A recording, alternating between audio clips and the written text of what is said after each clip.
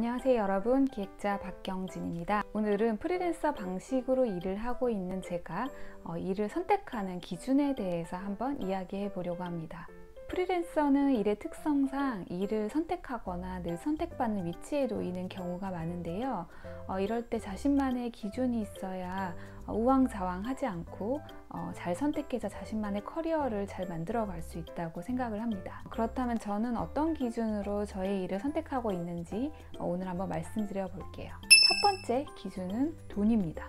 제가 일을 선택하는 기준이 돈이다 이렇게 말씀을 드리면 깜짝 놀라시는 분들이 계세요. 그렇게 막 돈을 안 따질 것 같이 그렇게 보이시나 봐요. 프리랜서 기획자로 일을 하고 있는 저의 일은 엄연히 저의 직업이고, 돈을 받고 하지 않는 일은 굳이 구분하자면 직업이라고 보기는 조금 어렵지 않을까 하는 생각이 들어요. 그래서 저는 사실 단순히 비용만 따지는 것이 아니라 효율도 좀 많이 따지는 편인데요. 제 노동과 노력이 어느 정도 투입될 것인지를 좀 체크를 해보고 거기에 맞는 비용인지도 사실 꼼꼼히 확인을 합니다.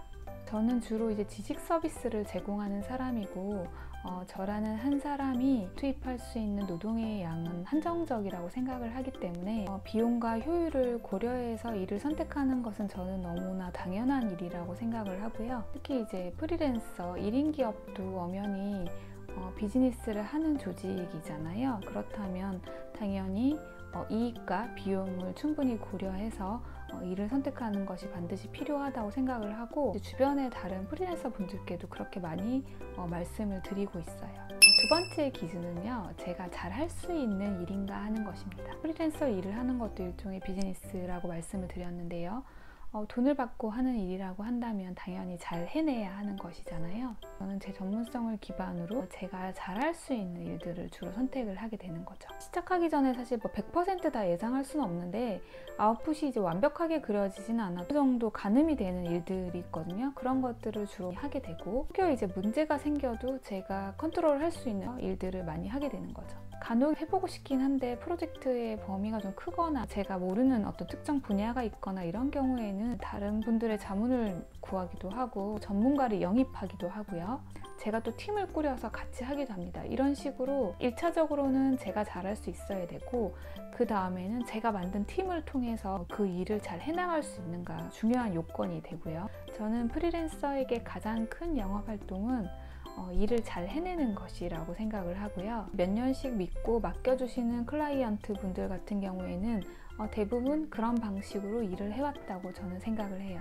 세 번째 기준은 저의 가치에 맞느냐 하는 것입니다. 첫 번째에 돈이 되거나 두 번째 제가 잘할 수 있는 일이라고 하더라도 제 가치 기준에 맞지 않으면 사실 잘 하지 않게 되는 것 같기는 해요. 어떻게 보면 못하는 것 같기도 해요. 왜냐하면 가치 기준에 맞지 않으면 그 일에 잘 몰입이 안 되더라고요. 솔직히 말씀드리면 프리랜서로 일을 시작하고 나서 제 가치 기준에 맞지 않는 일 기꺼이 안 할 수 있다는 것도 저한테는 좋았던 점이었거든요. 일을 제안해 주시는 분들 어떤 생각을 갖고 계신지, 어떤 철학으로 기업을 운영하고 계신지, 저한테 바라시는 점이 어떤 것들이 있는지 분명하고 명확하게 이해가 되었을 때 이 정도면 한번 해볼만 하겠다 이런 생각이 들 때 저는 항상 일을 시작하고 같이 해봤던 것 같아요. 이제 가끔 그런 일들이 있죠. 지금은 잘 모르겠는데 다음 단계에서 이거를 한번 시도해보고 싶다던가, 장기적인 관점에서 볼 때 이 일을 한번 해보고 싶다던가 이런 일들이 있을 수 있죠.